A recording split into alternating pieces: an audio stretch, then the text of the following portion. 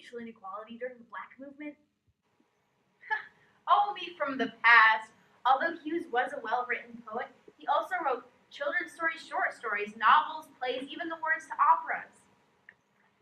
A lot of his work dealt with the injustices suffered by African Americans, yes, but they also dealt with the passion in life during the Harlem Renaissance, which he focused much of his talent on. Let's take a look at the thought bubble.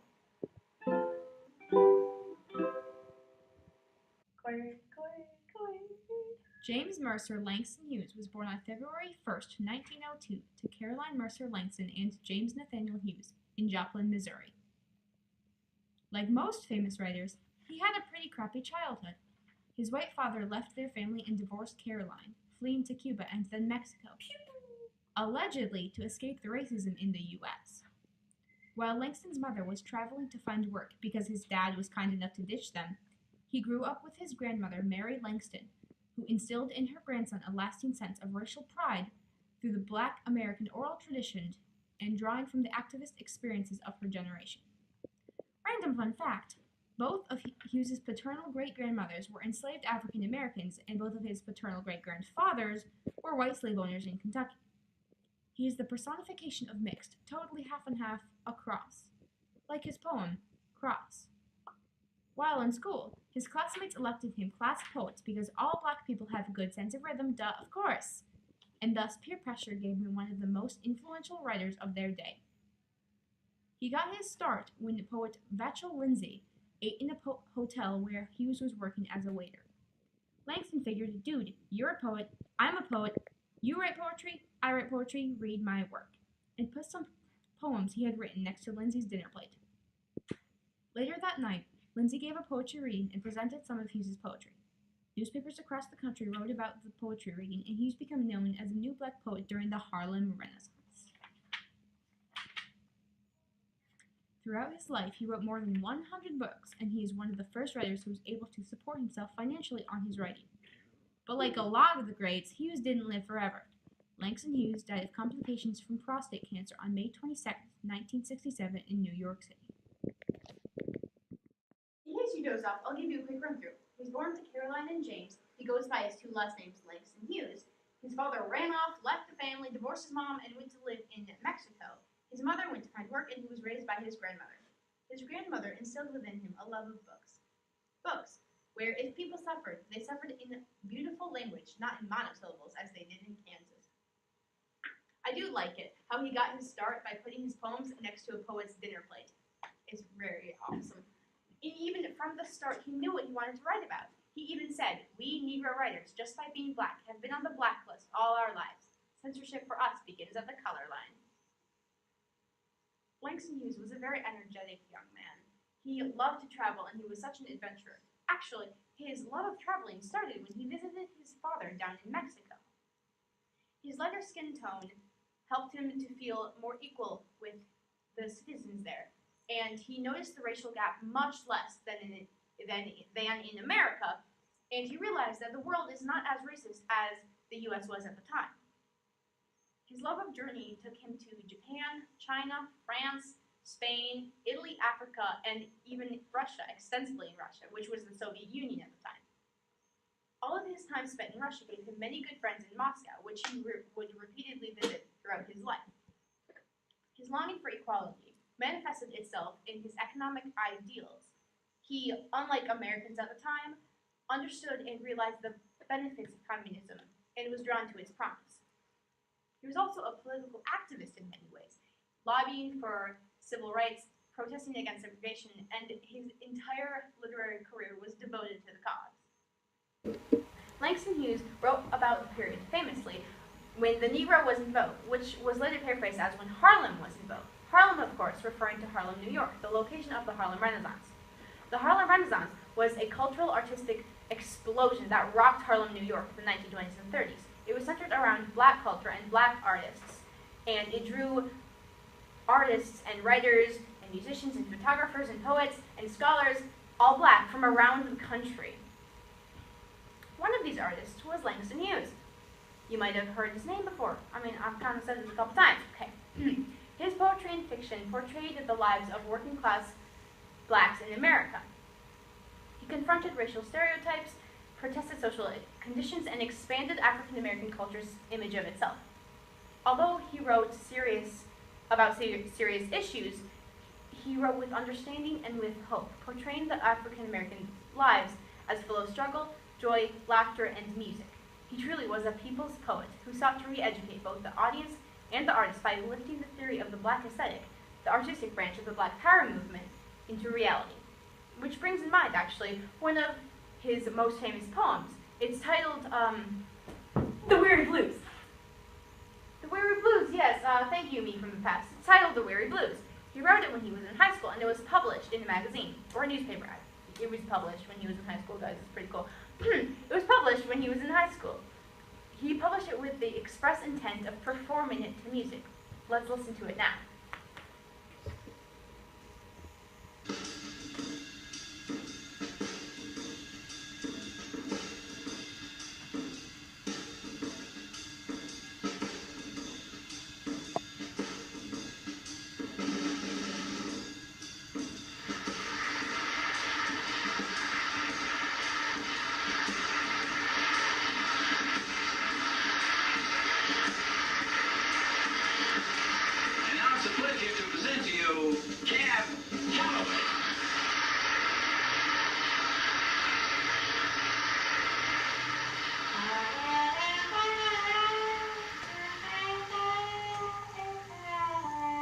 Droning a drowsy, syncopated tune.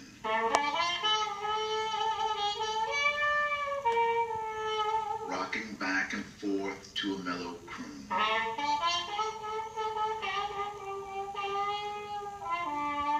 I heard a Negro play.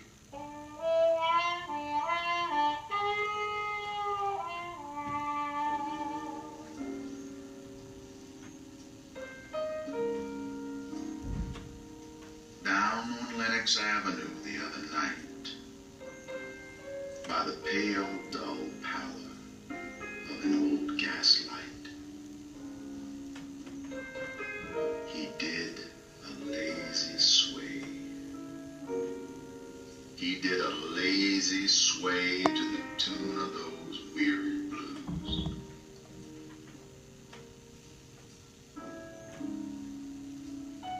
With his ebony hands on each ivory key, he made that poor piano moan with melody. Oh, blues. Swaying to and fro on his rickety stool, he played that sad, raggy tune like a musical fool. Sweet blues, coming from a black man's soul. Oh, blues. In a deep song voice with the melancholy tone, I heard that Negro sing that old piano moan. Ain't got nobody in all this world, ain't got nobody but myself. I's going to quit my frowning and put my troubles on the shelf. Thump, thump, thump went his foot on the floor. He played a few chords that he sang some more. I got the weary blues and I can't be satisfied. Got the weary blues and can't be satisfied. I ain't happy no more, and I wish that I had died. And far into the night, he crooned that tune. The stars went out, and so did the moon. The singer stopped playing and went to bed while the weary blues echoed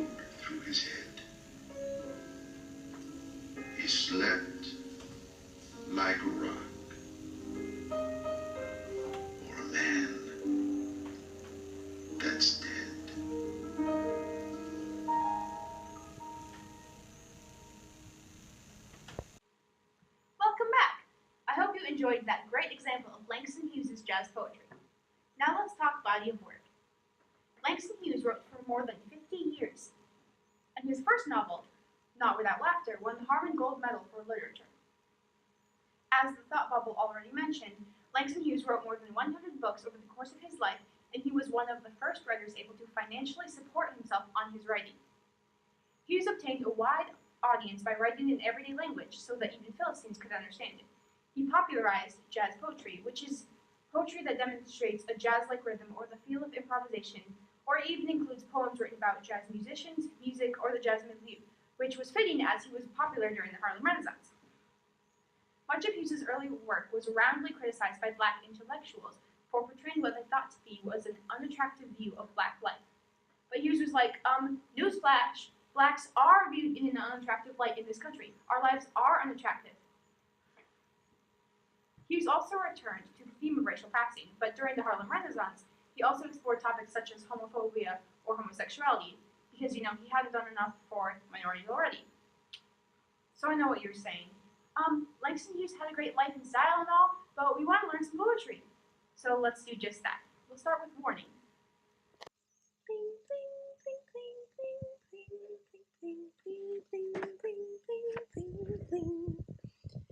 Negroes, sweet and docile, meek, humble and kind, beware the day they change their mind. Wind in the cotton fields, gentle breeze, beware the hour it uproots trees.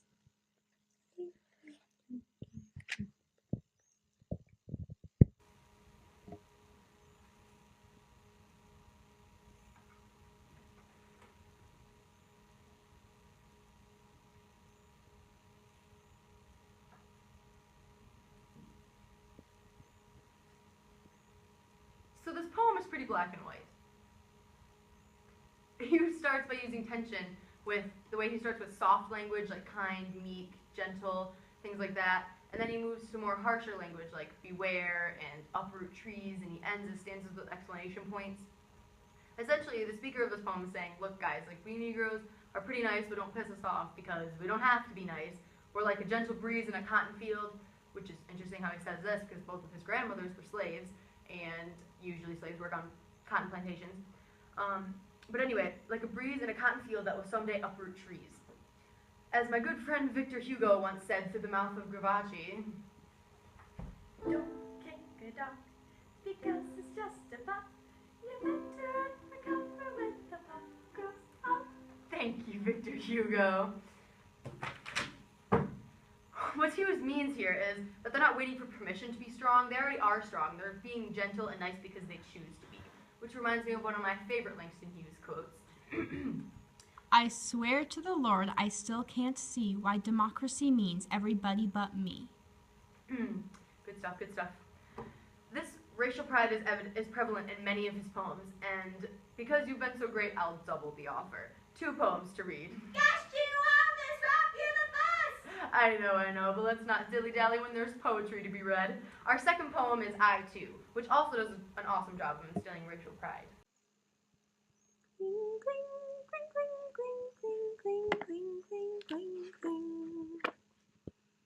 I too sing America. I am the darker brother. They send me to eat in the kitchen when company comes, but I laugh and eat well and grow strong. Tomorrow I'll be at the table when company comes. Nobody'll dare say to me, eat in the kitchen then. Besides, they'll see how beautiful I am and be ashamed. I too am America.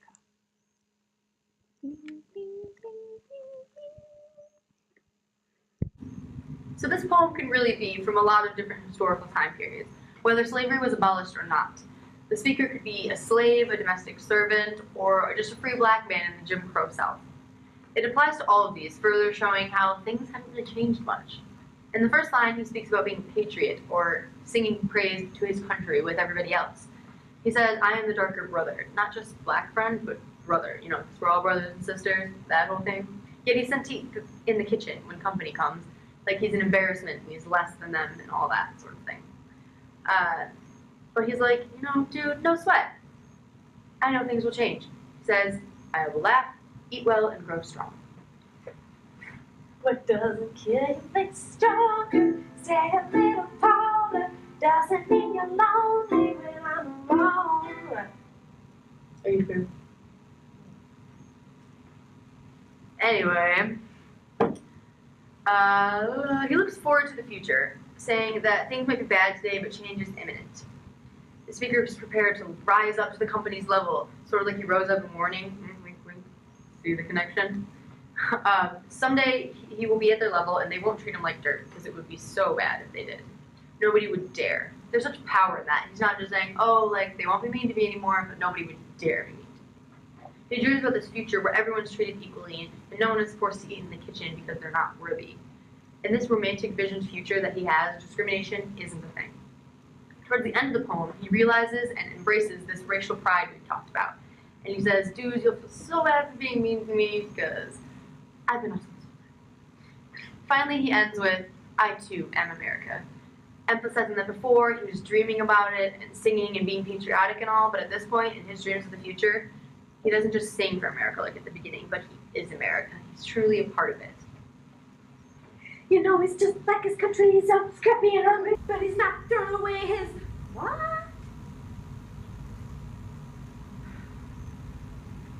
Anyway, let's talk about his awards. In addition to receiving a bunch of other awards I don't have time to mention, such as the Witter Bynner Undergraduate Poetry Prize, a fellowship from the Rosenwald Fund, the Anisfield Wolf Book Award, the National Institute of Arts and Letters recognizing him, the Langston Hughes Medal was created by the City College of New York, Langston Hughes Middle School was created in Reston, Virginia, the United States Postal Service added the image of Langston Hughes to its Black Heritage series of postage stamps. Scholar Malefi Kitty Anasante listed Langston Hughes on his list of 100 greatest African Americans. Google Doodle commemorating his 113th birthday. Hughes received the Guggenheim Fellowship, which allowed him to travel to Spain and Russia. The NAACP honored him for distinguished achievements by an African American, and 3 universities awarded Langston Hughes an honorary doctorate in literature. But I think the best thing he got was his bragging rights. I mean, come on, he was a leader of the Harlem Renaissance. What? Who wouldn't want to be able to claim credit for that? They freaking gave us jazz, man. Jazz.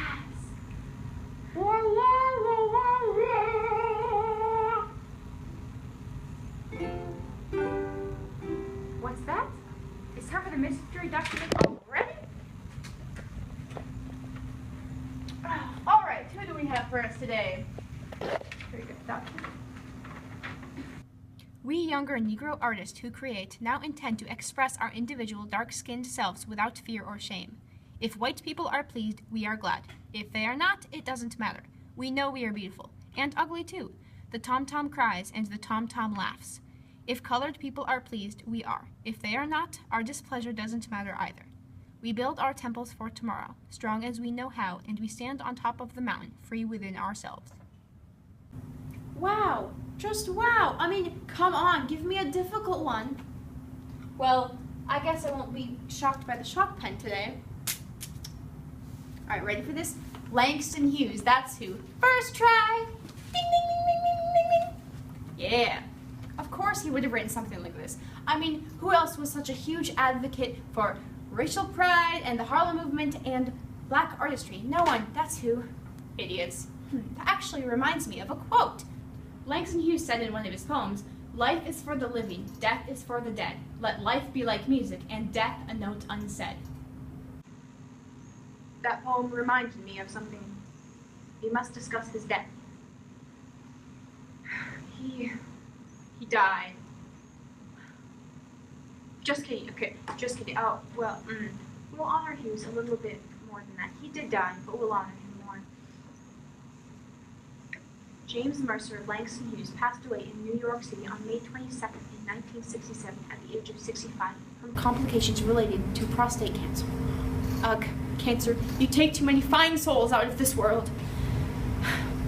Langston Hughes' ashes were interred beneath the entrance to the Arthur Schoenberg Center for Research in Black Culture in Harlem, New York.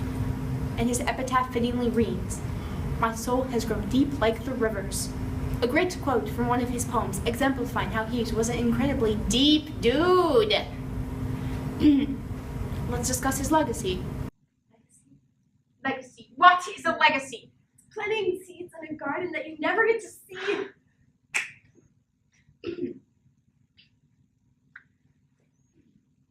For Hughes, legacy means practically defining the meaning and the true purpose of the Harlem Renaissance. Volumes of his work continue to be published throughout the world. His poems are analyzed in high schools around the country to the chagrin of the students. James Mercer Langston Hughes remains an important part of Black culture and a stepping stone in Black history in America.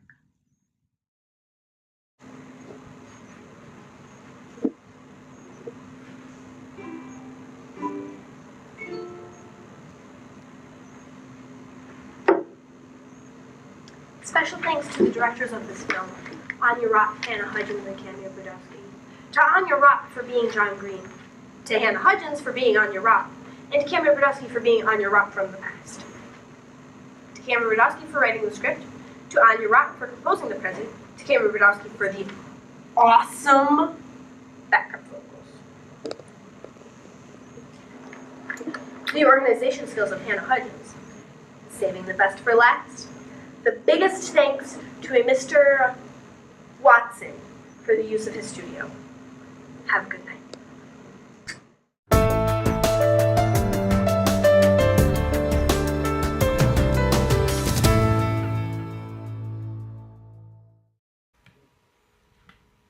Okay, welcome back. I hope you enjoyed the vid. Hold up. It's a video. In case you missed it. Oh! It's the thought bubble. So we begin. Wait, what are you filming that? Yeah, right. Who cares? Oh.